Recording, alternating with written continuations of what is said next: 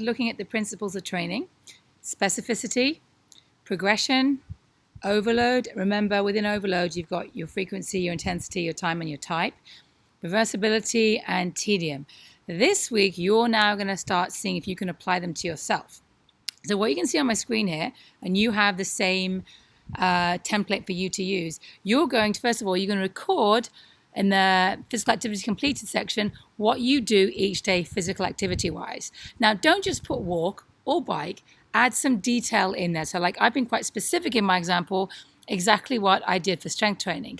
And I did my run bit.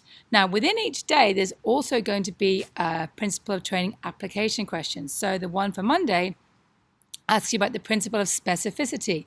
That means whatever activity you're doing, hopefully it is going to help what you're trying to improve. So for me personally, I think I've told you before, I want to be able to do 5 bodyweight pull-ups by the end of this year. So some of the exercises that I did, in fact I did them today, it's Sunday, were eccentric pull-ups where you start in the finished position and then you lower yourself back down again. And I did some lat pull downs, some one-arm rows, all things that are going to help the muscles that I need in order to be able to do those pull-ups. So there's my specificity. The second part is running. I'm going to go for a run later on. I'm only going to do 30 minutes. It's going to be nice, easy pace. Why am I doing that? Where's the specificity come in? Well, number one, I like running, which kind of helps. Number two, I have another goal that I'm running a mile a day, at least a mile a day for 100 days. Today is day 33, tomorrow is day 34. So I want to be able to do that in order to specifically work towards that goal. Tuesday, my plan is to run approximately 5 miles, which will take me about 50 minutes.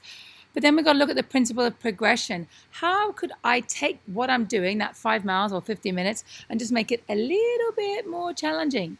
Remember, you never want to do too much too soon, because if you do, that's when you might get injured. You might find it so difficult that you get demoralized and want to give up.